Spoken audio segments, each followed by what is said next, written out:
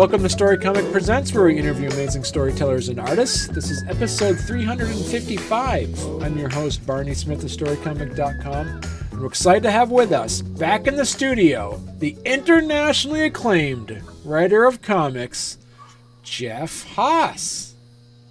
Jeff, how's it going? Going well. Thank you for having me back.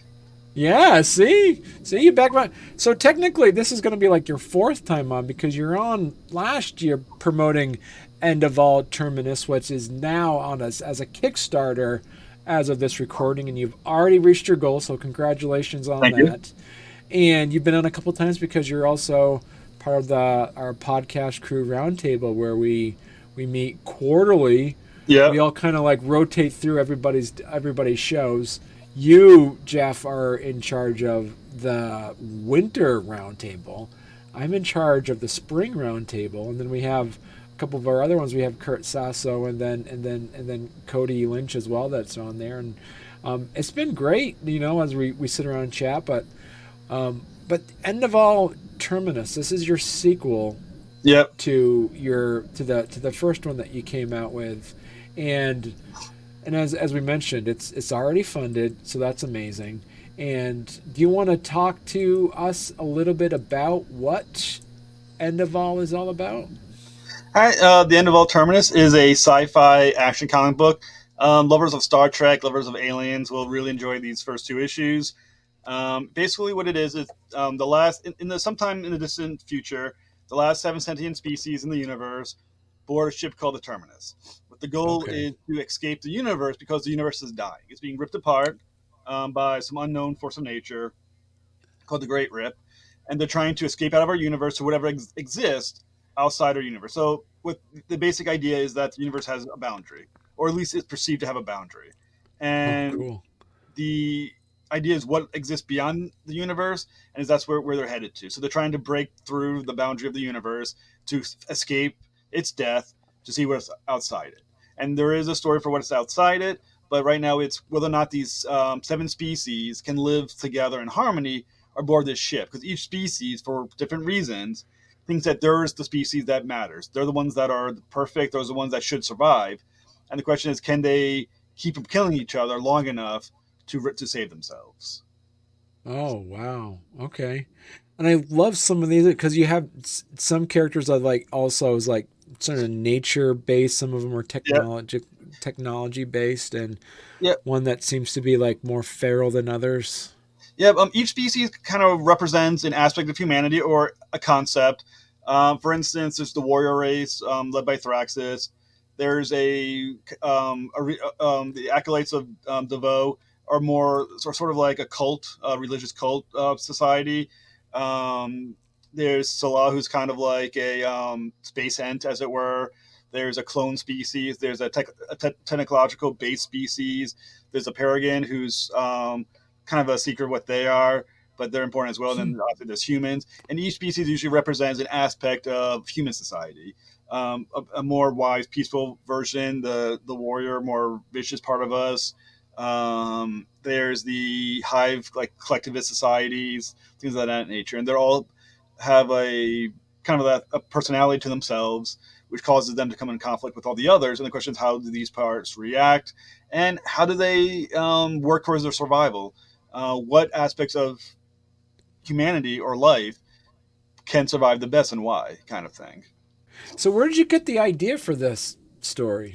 Believe it or not, I don't know. Basically what happened was I had an idea for the ending of the comic book. I knew how I wanted to end it, and I thought when I came up with the ending, it was very interesting. I thought it was something I had not seen before. And then I started working backwards and figure out, how do I get there? And then that's where the story started coming together, is working basically was deconstructing or working backwards from the ending and trying to figure out how would the species get there and who would get there. And that's kind of how it came to mind. Yeah, the ending is, I think, something I've never seen before in comic books. It's really kind of a cool, kind of a very heady type ending. I'm not exactly sure all the characters who will survive, though I do know a few of them that will. Definitely, I'm leaving some of it open for the story to tell me who's going to survive at the end. So I don't want to give it some wiggle room. But basically, there's about 100,000 species on the ship. I mean, not species, sorry, 100,000 individuals on the ship. about 12 to 20 will survive towards the end, and Oh, everyone else dies. okay. All right. So it's going to have a hell of a kill count. How many issues is it going to be? It basically it's going to be around 15 to 20, ideally. And so talk to us a little bit about the process of this, because for those that might not be aware of, is that Jeff is a very avid Kickstarter supporter. He actually does a lot of work for promoting other Kickstarter creators and other comic creators and other folks as well. So you've been pretty intimately involved in many projects. So Yes. what are some of the things that you would give advice to other Kickstarters, people that are thinking about doing a Kickstarter, that say, listen, these are some of the things that I noticed that have been very successful in the past. What are some of those tips that you would give them? First, don't do it. No, just kidding. um, there's a lot of things to keep in mind. One, always be promoting. You need, even between Kickstarters, you need to be promoting. That's if you got the time, be on as many podcasts as soon as possible. Ideally, you want to be in between 20 and 25. Make sure you properly budgeted yourself. One of the things you're going to learn is that everything's way more expensive than you think it is. So when you budget how much your comic books are going to cost, or how much your add-ons are going to cost, everything else, keep in mind that you actually got to go through with it and pay off all the stuff that you said you're going to do for people. So you may want to increase the cost of things and the cost of what your bottom line is. So keep in mind on that. Keep it reasonable. Um, Try to do something that is you can define easily. Like I like to say, it's a combination of Star Trek and Aliens. Make sure it's something you can kind of just be like, it's this. The more complicated the idea, the less likely people are to buy into it. Unfortunately, simple rules for reasons. Um, if you can, keep it away from young adult and kid comic books. They don't do well on Kickstarter. Keep it to adult comic books as much as possible. They do better. And try to build your network as soon as possible. And then cross your fingers, because at the end of the day, chaos reigns in the world of Kickstarter. And it's hard to always know what's going to be a hit. So, and don't get too frustrated. If it fails, it fails. And if it is, figure out how to pivot. Well, hey there. If you're enjoying our podcast, don't forget to subscribe on YouTube or leave us a 5-star review on your favorite podcast platform. Your support means the world to us and helps us keep this show going. We love hearing from you, so any feedback is welcome. And thank you for being a part of our podcast family and for all your support. It truly means a lot to us. What else do you see other crowdfunding platforms that have been successful as well? None of them. There's Zoop. Zoop sucks. Doesn't have enough to build an audience to do anything. Indiegogo is kind of rough right now, and also tends to have a certain clientele of comic book people that you might not want to get involved in too much right now. There's a bunch of others, but none of them have the push that Kickstarter does. It has the built-in audience already. It's the most user-friendly. I started understanding BackerKit a little bit more too, which seems to be a good help to Kickstarters as well. So try to work into that. But there really isn't a substitute now for Kickstarter that is as good as Kickstarter. So if you're going to do anything, you might as well stick with Kickstarter. The others just don't have the legs right now. I mean, Zoop has some good ideas to it, but at the moment there just aren't enough people who have accounts of Zoop. And any excuse someone has to not back you, they're going to not back you. And if the excuse is, I don't have an account yet, the odds are they're not so enamored with your book that they're going to suddenly create an account, put on their credit card, and go through all the steps just to get your one book. So Right. any excuse they have to not back you, they're not going to back you. And then plus, if you're calling something, you're comparing it to something else, then you might as well stick with something else. It's like people like, it's kind of like Kickstarter, Right. and just stick with Kickstarter. Right. Yeah. Yeah, pretty much at this point. Yeah. And so talk to us a little bit about then your some of your tiers that you have set up as well. All right. Basically, I try to keep everything at a good price that's easily affordable. So, for Right. instance, for $2, you get the first, second issue digital. For $4, you get Cool. first and second issue digital. That's the catch-up tiers at $2 and $4. You can buy the first issues at the second issue at $9 with I think it's $5 shipping. You can get the first and second comic book I think for like $13 or $14. So I keep Yeah, everything that's nice and an cheap. awesome deal, right? Yeah, Yeah, I make sure everything's as cheap as possible because I want to make sure it's affordable to everybody. Sorry. yeah, You can get all 6 covers for $32, which averages less than $6 a cover, which is virtually a standard price of a comic book in the big two, right, or the Image.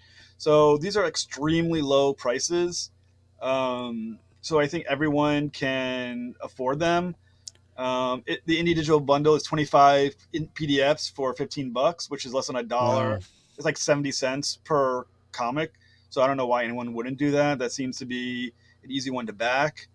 right. Um, there's a mug for like $30, and a T-shirt for like $75. But 7 samplers, Haas sampler for 7 comic books for $18. Once again, you're talking virtually $2 and change per comic book. Right. I keep everything as cheap as humanly possible because It the is. point is, as someone who's cash strapped and wants to buy comic books, it's hard out there. It's hard, and I don't want to be one of those people who are charging you $20 for a 24-page comic book, right? That doesn't make sense. It's not Right. affordable. So I keep it in a price range where I think people can afford it, with the hope that they then support it. That's kind of where Right. my stand is on all this. Wow, that's such an amazing. So I'm looking at this like here, like the Haas physical sampler. So that's 7 comics. There's 7 physical comics for $18. Two will be issues 1 and 2 of Terminus, and then there'll be other Okay. ones that are written by me. That you'll get one of those example of those 5. There's more than 5 there, but you'll get some sort of semblance of those 5. They don't get to pick. They just you just kind of grab. Yeah, it'll be a sample of some of the comics that I have that I've written over time. Um, Chances are you'll get the Reigning Devil 1 and 2 because I'm working the third one, so just to advertise it, and then a few of the Right. others will may or may not make it through, depending. But you'll get a sample of 5 other comic books, with 2 being Terminus 1 and 2. That is an amazing deal that you have going on here, especially with that indie community digital bundles. Yeah, I mean, like I said, And I've gone out of my way to make this as backer positive as possible. right.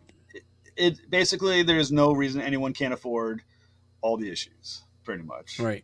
So what made you think of I love the mugs. What made you think to decide doing mugs? The artist Brad Shipp works for a company that makes mugs. So Okay, cool. he actually it'll be homemade mugs made by Brad. No, he works for a company that makes mugs. I can't remember what he does with it. He might be part of the design process of it, but Right. it's an easy thing to have done. So I put that on for mugs. I actually have a couple from the first one, and they are perfectly functional mugs. Talk to us about this here, the producer level. This is something that would be a great option for those that are supporters of the indie comic scene, and Yeah, also so that. so you'll get the T-shirt, you'll get the mug, you get all the physical copies of issues 1 and 2, PDFs, the digital bundle, basically an original sketch from the artist Brad Shipp. They're all gonna be autographed. You get a producer credit on the comic book on the side front cover. You'll get credit for it, the magnet as well. So basically, it's just a way to get every single thing plus a thumbs up from me as you become my new best friend. Uh, my new best friend when you do it. So I should call it my best friend tier. So what's going to be next now for the storyline then? Because you mentioned it's going to be between 15 to 20. What are some of the things that you can't wait for the readers to dive into Well, the as second issue ends as a with a major storyline? character death, and then in the second issue, when the major character is already introduced, dies or is Oh murdered wow. at one of the issues. So the third issue starts the backstory of how we got here a little bit. So it Okay. kind of meshes the present with the past. So you kind of figure out who all the characters were before they got to the ship, and that kind of allows us to deep dive into society a little bit, a little more deep dive into how they interact with each other. At the same time, we're solving a murder. I'm trying to figure out who killed the character, Right. and so I'm kind of excited about that. I think it's kind of fun to see how these characters all interact. It leads into what's going to be the rest of the story and all the horrible things that will happen to the characters after this point, because a lot of what happens in issues 1 and 2 um, will cause ripple effects for the rest of the series. And this is, after 3, 4, and 5, we're kind of do some little bit of the backstory from 6 on is basically chaos and death from that point Wow. forward. So, what do you, Jeff Haas, as the writer of The End of All Terminus, what do you think is on the other side of the universe then? I know some science is that the universe is infinite, but at the same time, what if it's not? And there's possibilities that we could live within a massive multiverse of universes that all exist somewhere within realm of each other. And it's quite possible that, in my opinion, that without after this universe is access to all the other universes that are out there, a major network of universes. And once again, I'm not a scientist. Obviously, I'm not an astrophysicist because I'm too stupid. But it doesn't mean I'm wrong. Just because I'm dumb does not mean I'm wrong. But yeah, I mean, it's possible. Like I said, a lot of astrophysicists will say the universe is infinite and ever expanding. Though there has been some thought that we live on the cusp of a multiverse, and beyond us are multiple multiverses that are always expanding and stuff of that nature. And because you've kind of limited yourself now to these species, like are there going to be introduction of other species then, or this is it? Because it's you get introduced to a species that appears at the end of the first issue, that are semi-sentient, but there's a reason why they're there. And the reason why we visit that planet that affects everything that comes out later. But after this issue, this is it. There's no more species. It's just these 7, and trust me, that's gonna be enough to tell the story. Because anyone else I introduce, we're looking at 25 to 30 issues. I don't want to go that far, so we're gonna keep it to these 7, and we're gonna see how these interact. But these 7 will have enough variance in character and plot that it will ride the whole series. And there's so much story left about these characters that I'm looking forward to sharing with everybody. Okay. And like, if I can get to I think $2,000, I can do the Thracsist backup story, and trust me, that's a cool story. And so I want to tell that story as well. It's only 8 pages long, so someone get me to $2,000. Like I said, there's always my best friend tier, and you can definitely do that. And it's worth being best friends with Jeff. So I'll even call you bro. Yeah. All right. Any final thoughts, Jeff? Final thoughts. I mean, primarily, like I said, back the comic book, back something that's a little different that's out there. There's a lot, I think, of generic comic books that are out there right now. This story, I think, is a little bit different. It kind of it's a different type of story. It's beyond the superhero tiers, which I think are often played out a little bit. It's intelligent, very thought-provoking in the storytelling. I would just, like I said, give it a listen. Give it a read. Even if you doubt it, back $4. That gets you first issues 1 and 2 in a PDF. You read it. If you love it, you can buy the physical ones next. There'll be a 3rd issue and a backup tiers for those as well. But at $4, you get 2 comic books you can enjoy, and you can hopefully buy into a cool comic. Perfect. All right. Well, thanks again for coming on, Jeff. It's always a pleasure to talk to you. Oh, thank you so much.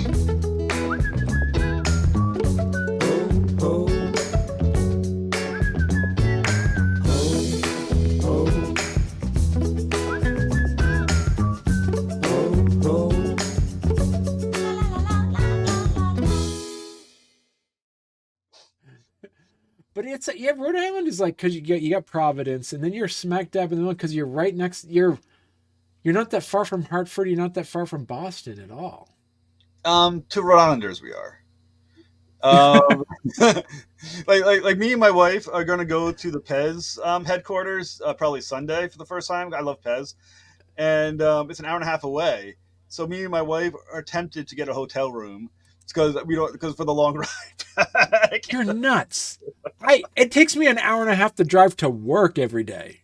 Yeah, see, where we live in Rhode Island, an hour and 40 minutes is like, maybe we should get a hotel. Maybe we should sleep in the way back. It's quite a way. You guys are so spoiled. Oh my goodness. That's so funny.